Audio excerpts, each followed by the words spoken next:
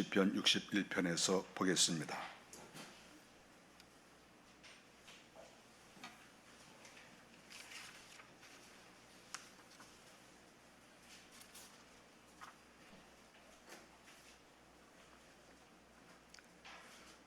(1절부터) (8절까지) 한 목소리로 같이 읽겠습니다.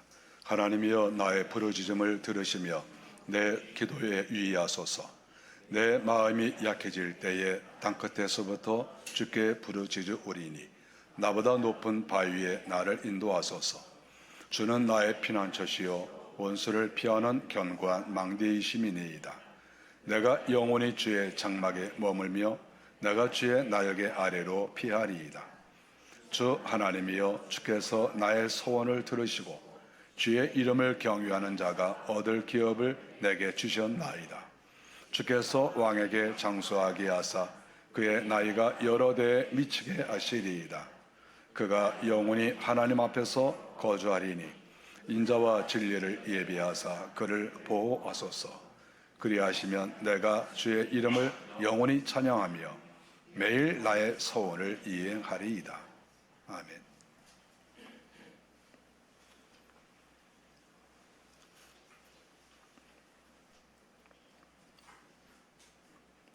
시편 61편은 다윗의 기도라고 볼 수 있습니다. 다윗이 기도하면서 1절에 보니까 나의 부르짖음을 들으시며 이렇게 말하고 있습니다.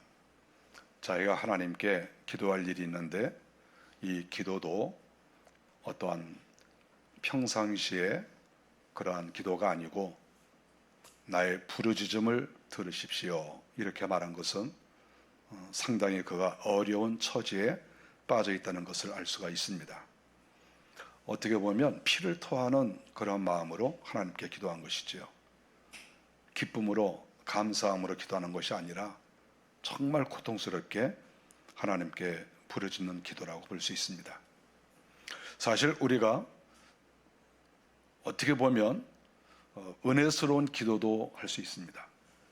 눈물을 흘리거나 또는 고통이 있을 때, 어려움이 있을 때만 기도하는 것이 아니라 평상시에 아무런 문제가 없을 때 그때 하나님께 기도할 수 있다고 하면 좋은 거 아니겠습니까? 오히려 진정한 기도는 또 그럴 때 있지 않을까 이렇게 생각합니다.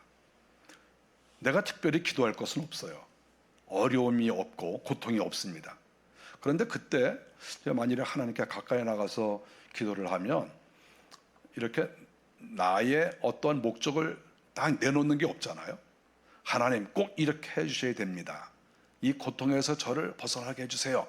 이렇게 기도할 내용도 있지만 만일에 그런 게 없을 때, 그런 게 없는데도 하나님께 가까이 나아가서 진실되게 자기의 마음을 아를 수 있다. 만일에 그렇게 되면 그때는 하나님과 교제하는 이렇게 시간이 들 수가 있어요. 우리가 어려운 일이 있어야만 꼭 기도하는 거 아니에요. 그때 당연히 기도해야 되는 거고, 어려운 일이 없어도 늘 기쁘고 즐거운 일이 있어도 그때도 하나님께 기도하는 것이 좋습니다. 그렇게 하면은 내 목적 의식이 없어지잖아요. 그러니까 순수한 마음으로 내가 무엇인가 하나님께 아뢰야 되겠다 하는 그것보다는 하나님께서 나에게 무엇이라고 말씀하실까? 하나님이 나에게 어떤 기대를 하실까? 이 기도를 통해서 나는 하나님과 어떠한 내용의 교통을 할까? 이쪽으로 집중이 되거든요. 오히려 이것이 더 자연스러운 기도라고 볼 수가 있습니다. 어려운 일이 있을 때도 당연히 기도해야죠. 다윗은 현재 이런 어려운 가운데에서 하나님께 기도를 했습니다. 하나님을 믿는 것이 좋은 점이 뭐겠습니까? 우리가 인생을 살면서 정말 고통스럽고 괴롭고 그런 때가 있죠. 그럴 때 내가 의지할 때가 있다는 거예요. 우리가 그것이 하나의 정서적으로만 의지하는 것이 아니라 실질적으로 의지가 되는 거예요. 실질적으로. 우리가 정신승리라는 말 하지 않습니까? 사실은 그것이 아닌데 자기 정신만 승리해요. 나는 그래, 나는 이길 수 있어. 이게 정신승리거든요. 근데 정신 승리가 아니고 실질적으로 하나님은 살아계시기 때문에 내가 정말 이 어려움을 극복하길 원한다. 그랬을 때 기도할 수 있다는 것이죠. 그러나 우리가 한편 생각하면 또 잘 생각해야 돼요. 기도라고 하는 거는 어려운 일이 있거나 즐거운 일이 있거나 또 아무 일이 없거나 항상 하나님께 기도해야 돼요. 그것이 정상입니다. 만일에 꼭 어려운 일이 있을 때, 내가 하나님께 무슨 요구사항이 있을 때 그때만 기도하면은 하나님께서 어떻게 생각하시겠습니까? 어떻게 너는 꼭 어려운 일이 있고 너 마음에 고통이 있고 기분 나쁘고 꼭 그때만 나한테 기도하느냐? 하나님이 그렇지 않겠어요? 그래서 기도는 언제든지 항상 하나님께 기도하는 것이 필요합니다. 만일에 우리가 꼭 어려운 일이 있을 때만 기도하면 꼭 하나님께서 우리가 그 은행에 ATM 기계 있지 않습니까? 거기에 가가지고 내가 필요할 때만 이렇게 뭔가 카드 집어넣고 돈 빼고 꼭 그런 느낌이 들잖아요. 하나님은 ATM 기계가 아니에요. 어려운 때만 딱딱 도와주고 그러신 분이 아니에요. 항상 하나님과 교제를 나누는 그런 것이 우리에게 필요합니다. 우리가 신앙생활을 하면서 정말 문제가 뭐냐 하면 어려운 일이 있을 때만 기도하는 거, 그것도 좀 괜찮아요. 더 큰 문제가 뭐냐 하면 어려운 일이 있어도 기도하지 않는 거예요. 힘들고 정말 해결해야 될 문제가 분명히 있는데 그래도 기도하지 않는 사람이 더 큰 문제라고 볼 수가 있어요. 얼마나 우리가 기도할 일이 많습니까? 그런데 기도하지 않아요. 그것이 더 큰 문제죠. 또 그것보다 더 큰 문제는 뭐겠습니까? 어려운 일이 있을 때, 고통이 있을 때 그것을 내가 하나님을 의지하고 내가 노력하고 애를 써서 이 위기에서 벗어나고 내가 이 고통에서 어쨌든지 내가 벗어나야 되겠다, 좀 이런 마음을 가져야 되는데 어떤 사람은 오히려 자기 자신을 자포자기하고 자기 자신을 내던지는 사람이 있습니다. 술을 많이 마시거나 아무것도 하지 않거나 또 어떤 경우에는 심하면 마약을 한다거나 어떤 경우에는 극단적인 선택을 한다거나 이러한 것들은 이거는 정말 최하위의 어떠한 길이라고 볼 수가 있죠. 정말 좋은 것이 무엇이겠습니까? 힘들고 어려운 일이 없더라도 하나님께 기도하는 사람, 또 그 다음에는 힘들고 어려운 일이 있을 때 그것을 내가 돌파하기 위해서 하나님께 기도하는 사람. 우리가 여기까지는 우리가 필요하고 또 기도는 하나님께서 꼭 응답해 주신다 하는 것을 우리가 알아야 됩니다. 2절에 보니까 다윗은 자신의 현재 상태를 내 마음이 약해질 때에 이렇게 자기 자신을 어떻게 규정을 하고 있는 거예요. 현재 자기 자신이 약하다는 거예요. 난 지금 약하다. 이 말은 무엇입니까? 자기가 강할 때도 있었다는 거죠. 내가 원래 강했어. 나 원래 대단했던 사람이야. 그런데 현재 내가 약해졌어. 이것을 여기서 말하는 거 아니겠습니까? 여기서 약해졌다고 하는 말은 우리가 사실 옛날 성경에는 눌렸다 이렇게 번역을 해놨었어요. 눌렸다. 내가 지금 눌리고 있습니다. 이것이죠. 눌리고 있는 건 뭡니까? 길을 쓰지 못하고 마음이 침체되고 영혼이 가라앉은 것, 이걸 가리키는 거예요. 상당히 지금 위기를 맞이하고 있다고 볼 수가 있습니다. 우리가 이것을 다른 말로 이렇게 예화를 든다고 하면 김장을 할 때 배추가 있지 않습니까? 이 배추에다가 이 소금 뿌린 거나 마찬가지예요. 배추에 소금물에 담그거나 소금을 뿌리면 어떻게 됩니까? 이 배추가 착 가라앉잖아요. 현재 이 다윗의 상태는 바로 그러한 상태다 하는 것을 알 수가 있죠. 상당히 마음이 불안하고 근심하고 답답하고 지칠 대로 지쳐있는 그런 상태라고 볼 수가 있죠. 그러면 왜 이러한 강력했던 다윗이 이런 상태에 빠져 있었느냐? 우리가 주석을 보면은 여러 가지 의견이 있지만 가장 많이 나오는 그 주장이 뭐냐 하면 아들한테 그가 쫓겼을 때를 가리킨다고 말하고 있어요. 아들 압살롬이 있었는데 압살롬이 아버지 죽이고 자기가 왕이 되겠다고 아버지 죽이러 따라다닐 때 다윗이 도망을 쳤습니다. 그래서 요단강을 건너서 마하나임에 가 있었거든요. 바로 이때라고 사람들은 생각합니다. 저도 그렇게 생각해요. 우리가 세상에서 여러 가지 힘들게 하는 일이 많이 있죠. 물질 때문에도 힘들고, 여러 가지 직장 생활도 어려운 일이 있고, 하나하나 쉬운 일이 어디 있습니까? 여러분, 쉬운 일 세상에 별로 없어요. 그런데 정말 힘든 일이 뭐겠습니까? 자기 아들이 자기 죽이겠다고 쫓아다닐 때, 여러분, 이것이 정말 힘든 일 아니겠습니까? 자기의 자녀라고 하면 부모님을 잘 보살펴야 되는 거 아닌가요? 잘 모시고 효도하고 또 부모님 편을 들고 항상 안위를 여쭤보고 이러는 것이 자녀가 할 도리거든요.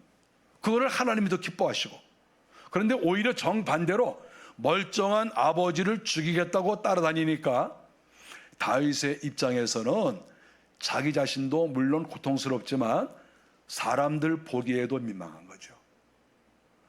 우리가 견딜 만한 것도 있고 견디기가 어려운 것도 있어요. 견디기가 어려운 게 뭡니까? 자식이 자기 죽이려고 했을 때, 그 사람들 볼 때 얼마나 민망하겠어요.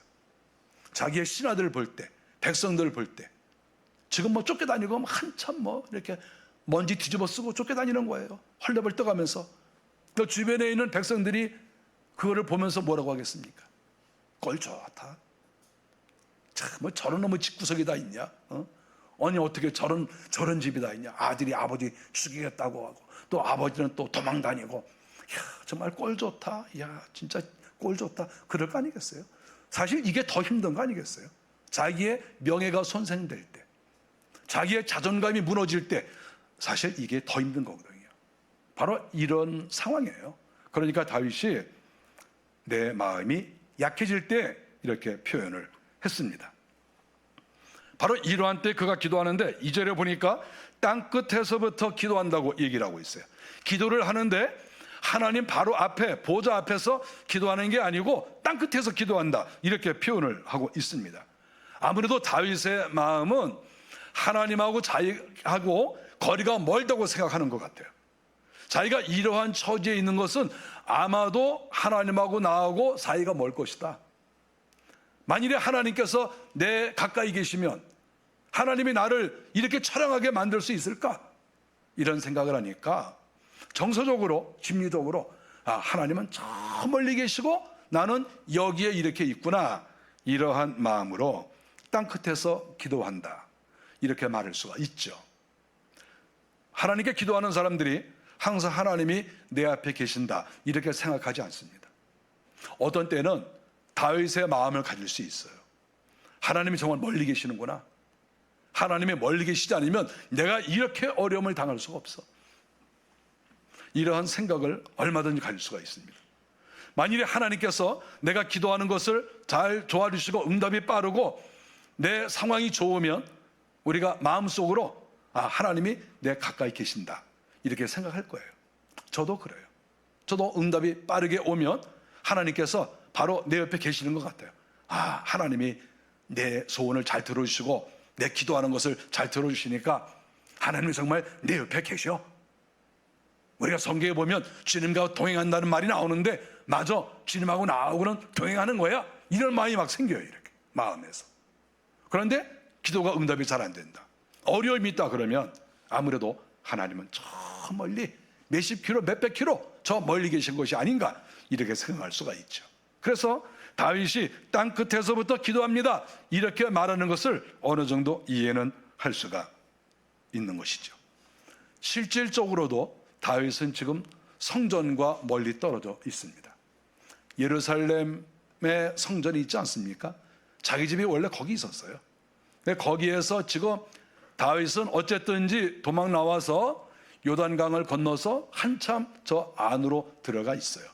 거리가 멀죠. 이거 얼마나 힘들겠어요.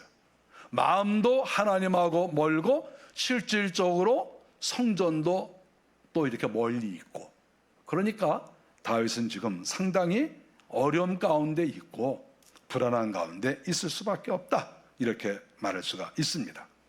다윗이 여기서 하나님께 기도한 그 내용이 뭡니까? 2절에 보니까 하나님께서 저를 안전하게 해주십시오 이렇게 기도하는 것이죠. 그거 당연한 기도죠.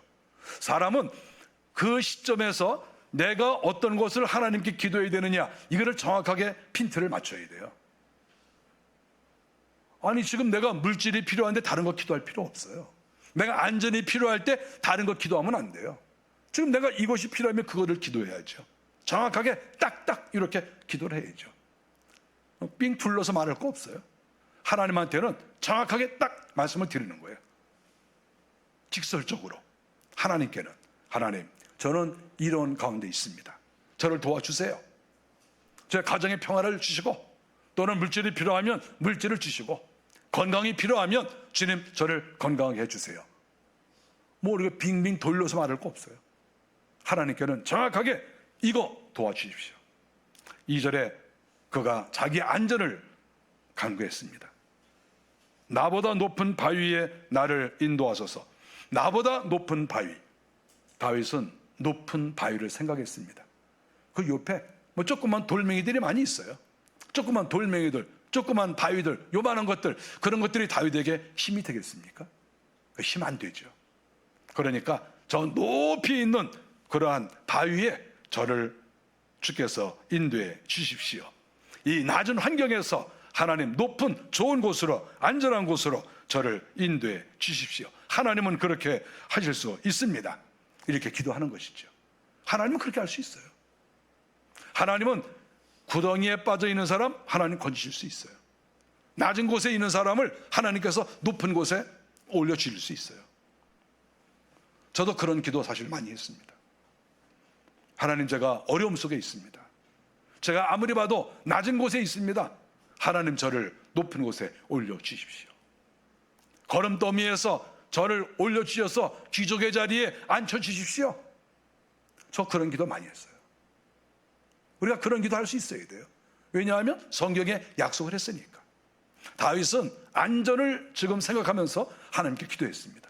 하나님, 저를 안전한 곳으로 인도해 주십시오. 3절에 보니까 원수를 피하게 하는 망대라고 했습니다. 원수를 피하는 망대에 저를 인도해 주십시오. 여기에서 망대는 단순하게 망을 보는 곳이 아니라 요새라고 볼 수가 있어요. 요새. 하나님, 저를 이렇게 보호가 안 되는, 울타리도 별로 없는 이런 곳에 저를 두지 마시고, 저를 저 높은 곳, 저 요새, 함부로 원수들이 쳐들어올 수 없는 그러한 요새에 저를 하나님께서 옮겨 주십시오.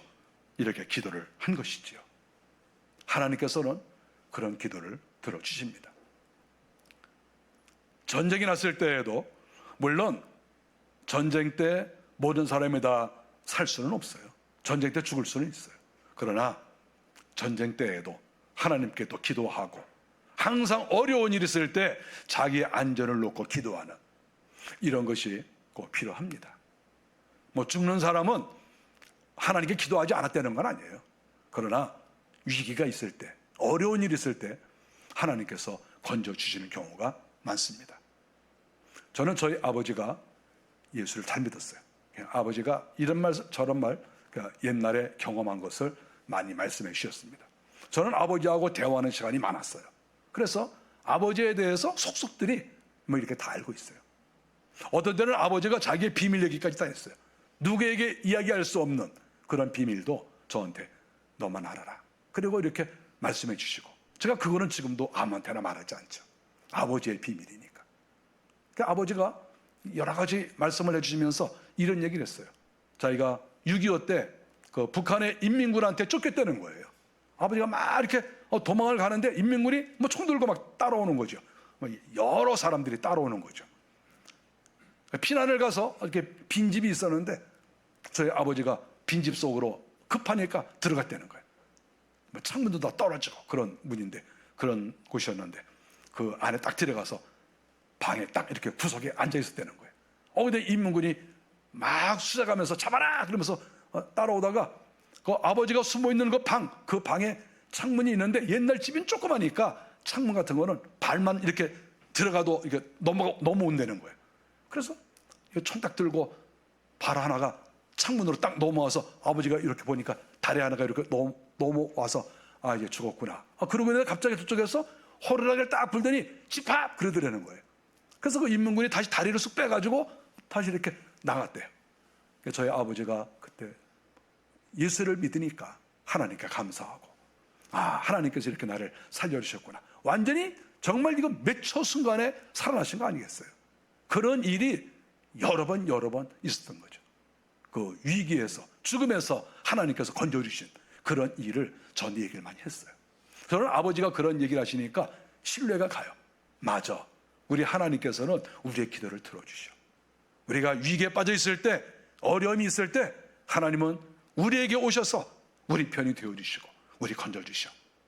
이런 마음이 어렸을 때부터 마음속에서 생겨나는 것이죠. 하나님은 그런 분인 거예요. 하나님은 기도하는 자의 기도를 들어주시고 위기에서 건져주신다. 그것을 알 수가 있습니다. 4절에 보니까 다윗은 하나님 품 안에 있기를 원했습니다. 내가 영원히 주의 장막에 머물며 주님의 장막에 있고 싶다는 거예요. 내가 주의 날개로 피하리이다. 이 장막과 날개라는 것은 똑같은 의미라고 볼 수가 있어요. 장막이라는 건 무엇입니까? 천막을 쳐놓은 거 아니겠어요? 천막을 딱 이렇게 쳐놨죠. 날개는 어떻습니까? 예를 들어서 독수리의 날개 그러면 얼마나 이 독수리의 날개가 강합니까? 그럼 그 안에 그 자기의 새끼를 잘 이렇게 보존을 하는 것이죠.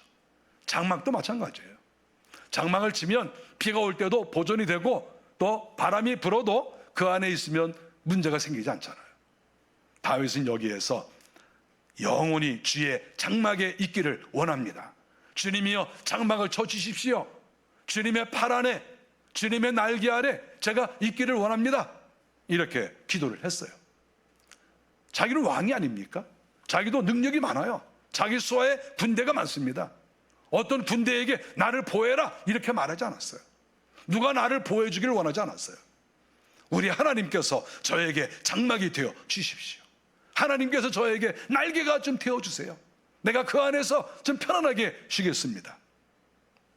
이렇게 다윗이 기도를 했습니다. 아무리 고난이 있어도, 어려움이 있어도 주님이 나와 함께 하시면 나 이길 수 있다. 나 분명히 여기서 보호받을 수 있어. 이런 마음이 다윗에게 있는 것이지요.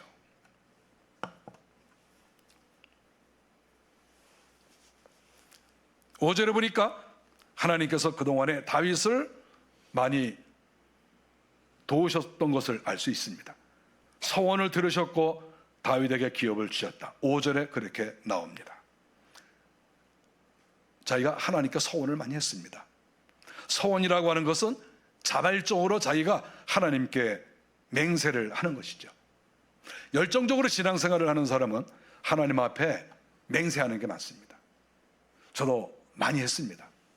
하나님께서 저를 목사 되게 하시면 제가 이렇게 하겠습니다. 하나님이 저에게 능력을 주시면 제가 이렇게 하겠습니다. 제가 하나님께 자발적으로 약속한 게 많이 있죠. 이게 서원이에요. 우리가 예수를 믿는 사람들 중에서 특별히 열정적인 사람은 다 서원을 합니다. 아마 여기에 계신 분들도 상당수가 서원을 했을 거로 생각합니다. 하나님이 저에게 물질을 주시면 제가 선교 사업도 제가 열심히 감당하고 가난하고 어려운 이웃들, 노숙자들도 제가 돕겠습니다. 아마 이런 서약을, 서원을 하시지 않았을까요? 하나님께서 얼마나 또 물질을 주셨는지는 모르지만 실천한 사람도 있고 아직도 실천하지 못한 사람도 있을 수가 있죠. 하나님이 저를 이렇게 해주시면 제가 이렇게 하겠습니다. 이런 서원, 그거 일반적인 것이고 또 서원은 함부로 하면 안 되지만 그러나 진실된 사람은 서원을 많이 해요. 그리고 그 서원을 또 하나님 앞에서 실천해 나갑니다. 다윗은 서원을 많이 했습니다. 성경에 보니까 자기가 서원을 했다는 거예요. 하나님, 제가 서원을 했습니다. 이렇게 살겠습니다. 제가 주일을 성수 열심히 하겠습니다. 제가 물질도 하나님께 열심히 드리겠습니다. 내가 이렇게 하겠습니다. 이렇게 우리가 그렇게 한 것처럼 또 다윗도 여러 가지로 하나님께 서원을 했죠. 5절에 보니까 기업을 내게 주셨나이다. 그는 하나님께로부터 기업을 많이 받았습니다. 그 기업이 어떤 것인지 다윗의 삶을 보면 알아요. 하나님은 그에게 많은 기업을 주셨습니다. 이거는 단순하게 사업차만 가리키는 게 아니에요. 영적인 것과 또 세속적인 거 다 포함하는 거죠. 하나님이 그에게 기업을 주셨는데 어떤 기업을 주셨습니까? 왕이 되게 하셨죠. 그리고 그에게 많은 영토를 주셨습니다. 그는 정복 전쟁에서 한 번도 패한 적이 없어요. 항상 전쟁에서 이겼습니다. 많은 자녀들을 하나님께서 허락하셨습니다. 그러면 그만큼 기업을 얻은 것이 어디 있습니까? 또 하나님께서 그에게 많은 물질도 주셨습니다. 그가 성전을 지을 만큼 많은 물질을 준비를 했어요. 그가 물질이 생겼을 때 자기 가정이나 자기를 위해서만 사용한 것이 아니라 성전을 짓기 위해서 많은 물질을 모아놨어요. 이거요, 하나님께서 그만큼 기업을 허락하여 주신 겁니다. 하나님이 자기에게 기업을 주셨다고 고백을 했습니다. 지금까지 풍성히 살았습니다. 또 앞으로도 하나님께서 저에게 기업을 주실 것을 믿습니다. 이렇게 다윗이 고백을 하고 있는 것이죠. 기업 중에서 가장 큰 기업 어떤 것이겠습니까? 6절에 보니까 장수의 축복이라고 얘기를 하고 있습니다. 하나님이 저에게 장수의 축복을 내려주십시오. 우리가 역사적으로 다윗이 몇 살까지 살았는지 확실하지 않습니다. 그러나 한 80은 살지 않았을까요? 최한 7, 80 살았겠죠. 왕으로서 수많은 전쟁을 하면서도 다 살아남고 결국은 왕으로서 그가 장수를 누리고 있다고 하는 것이죠. 여러분, 장수는 하나님이 허락하신 복입니다. 저는 이렇게 일찍 죽는 사람을 많이 봤습니다. 제가 초등학교 다닐 때, 중학교 다닐 때, 그때도 우리 교회 다니던 아이들이 이렇게 어려서 죽은 애들이 있어요. 어저께까지도 같이 교회에서 이렇게 다녔는데 어떤 아이가 이렇게 죽었어요. 얼마나 우리가 마음이 아픕니까? 중고등학교 다닐 때에도 또 사고로 죽은 아이, 또 극단적 선택을 한 아이, 어저께까지도 나하고 같이 이렇게 지냈는데 갑자기 그 다음날 시체로 발견되고, 이런 사람 많이 봤어요. 젊어서 죽은 사람이 많아요. 정말 아까운 사람들이 많아요. 너무 저 사람은 일찍 죽었다. 여러분, 훌륭한 사람만 아까운 게 아니에요. 훌륭하지 않아도 사람의 생명은 존귀한 거예요. 그랬을 때 이렇게 60, 70, 80 이렇게 살아간다고 하는 것은 하나님께 가장 큰 복을 받은 거예요. 큰 복을 받은 거예요. 일찍 돌아가신 분들 좀 죄송하지만 어쨌든 장수는 복이라고 성경에 있으니까 장수 복이에요, 복. 하나님께서는 그래서 특별히 부모에게 잘하는 사람에게 장수하게 하겠다 이렇게 말씀하셨어요. 그래서 제가 앞으로 장수하시는 분들은 부모에게 잘했냐 이런 거 안 물어보려고 그래요. 장수하시면 부모에게 잘했구나 이렇게 보면 되는 거 아니겠어요? 성경에 쓰여 있으니까. 저는 좀 오래 살고 싶어요. 그래서 제가 십계명을 초등학교 다닐 때 유년주일 학교에서 다 배우지 않았겠습니까? 맨날 십계명 외우고 사도행전 외우고 시편 23편 외우고 그거 우리 주일학교 때 다 똑같이 한 거예요. 그랬을 때 십계명을 외우면서 부모에게 이렇게 부모를 공경하면 장수한다. 이거를 제가 몰랐겠어요? 다 알잖아요. 그래서 제가 이런 초등학교 다닐 때도 유년주일 학교 때도 그런 생각을 했어요. 나 우리 부모님 잘 모셔서 나 오래 살아야 되겠다 이런 생각했어요. 잘못된 거 아니죠? 제가 오래 사는 거에 대해서 기분 나쁘신 분 없죠? 저는 오래 살고 싶어요. 오래 사는 길이 어떤 것이냐? 여러 가지가 있죠. 그 중에 중요한 게 하나가 뭐냐 하면 부모님에게 잘하는 거예요. 부모 공경하는 거. 저는 부모 공경하려고 애를 썼어요. 전 제 아내하고 저하고 대화 많이 나눠요. 우리가 얼마만큼 부모에게 했느냐. 지금도 얘기해, 지금도. 우리가 이런 부분에 대해서는 조금 부족했고 이런 거는 잘했다. 우리 아내하고 저는 지금까지 이렇게 부모를 섬겨왔는데 우리가 솔직히 고백합니다. 나는 후회가 없다 이렇게 생각합니다. 저는 우리 부모님에 대해서 최선을 다해서 모셨어요. 마음으로, 물질로, 기도로 옆에서 있으면서 대화를 나누고 정서적으로도 최선을 다했어요. 그래서 저는 하나님께서 건강하게 하시고 오래 살게 하실 것으로 저는 기대를 합니다. 그렇게 해주실 것이다 이렇게 생각합니다. 그 성경적인 거 아닌가요? 다윗은 하나님께서 자기에게 이런 장수의 축복을 내려주시기를 기대했습니다. 우리는 그런 기대할 수 있어요. 하나님, 비록 세상이 힘들고 어렵고 여러 사건이 많이 있지만, 여러 재난이 많이 있지만, 하나님, 저를 주께서 보존해 주시고 저를 살려주시고 제가 장수하게 해 주십시오. 그러면 제가 주의 나라를 위해서 충성을 다하겠습니다. 제가 기도로서, 물질로서 주님이 원하시는 곳에 마음껏 쓰겠습니다. 우리가 이러한 서원과 또 이러한 기대를 할 수가 있다고 하는 것이죠. 7절에 보니까 인자와 진리를 예비하사 보호하소서. 하나님께서 인자와 진리로 자기를 보호해달라고 하는 것이죠. 자기가 잘한 것만 딱딱 계산해서 하나님이 은혜를 주시면 물론 많은 은혜를 다윗이 받겠지만 그 이상으로 받기를 원하는 거예요. 우리가 사람이 잘한 것이 있으면 잘한 것만큼 이렇게 대가를 받는 것은 그거는 정당한 것이죠. 그런데 어떤 경우에는 보너스도 있지 않습니까?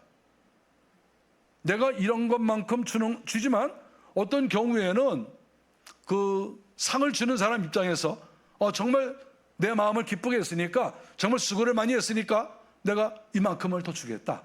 그리고 더 보너스로 더 상을 주듯이 줄 수도 있는 거예요. 내가 이미 다 얻었지만 다른 사람이 또 상을 줄 수도 있는 거죠. 다윗은 그거를 생각했습니다. 하나님, 인자와 진리로 예비하사 저를 보호해 주십시오. 하나님께서 이것저것 따지시면 제가 여기에도 걸리고 저기에도 걸리는 것이 많습니다. 그러나 주님께서는 다 아시오니 주님께서 따져보시고 그러나 저에게 은혜를 베풀어 주십시오. 이렇게 기도한 것으로 볼 수가 있습니다. 마지막에 7절에 보니까 만일에 하나님께서 저의 응답을 다 들어주시고 그래서 제 생명을 보호해 주시고 건져주신다고 하면, 이 위기에서 탈출하게 해주신다고 하면 그 다음에 제가 주님께 갚겠습니다. 이렇게 또 소원을 했습니다. 7절에 보니까 그가 영원히 하나님 앞에 거주하리니, 하나님께서 생명을 연장시켜 주시고 하나님이 또 기업을 주시고 하나님이 나 이렇게 해주시면 하나님 앞에 영원히 거주하겠습니다. 이렇게 얘기를 하고 있습니다. 3인칭으로 쓰고 있지만 자기 자신에 대한 얘기예요. 제가 영원히 하나님 앞에 있겠습니다. 이거 너무나 멋진 고백 아니겠어요? 8절에 보니까 주의 이름을 영원히 찬양하겠습니다. 날마다 하나님을 찬양하는 거예요. 이거 하나님 기뻐하시지 않겠어요? 날마다 하나님께 감사하고 하나님을 찬양하고 하나님 그걸 기뻐하시죠. 9절에 보니까 매일 나의 소원을 이행하리이다. 여기서 중요한 것은 매일이죠. 매일. 제가 매일매일 소원을 이행하겠습니다. 매일매일. 매일매일 하나님의 집에 가고 매일매일 내가 하나님께 찬양하고 내가 매일매일 가난하고 어려운 사람들을 도와주고 내가 매일매일 주의 집을 위해서 일하겠습니다. 매일매일. 이것이 중요한 거 아니겠어요? 어쩌다가 한번 잘하는 게 아니라 매일같이 하나님 앞에 나가고 하나님께 기도하고 주의 나라를 위해서 일하고. 하나님의 나라는, 신앙생활은 실천이 중요한 것이지요.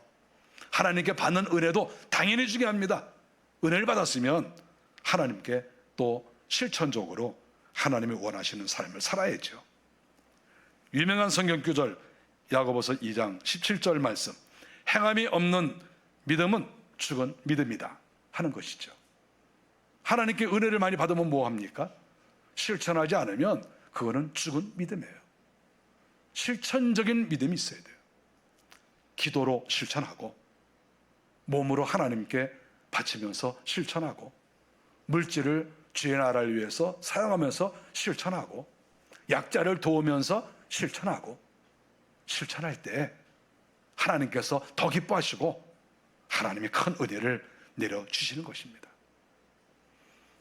우리가 오늘 시편을 보았는데 다윗의 그 마음을 여기서 우리가 발견하고 알 수가 있어요.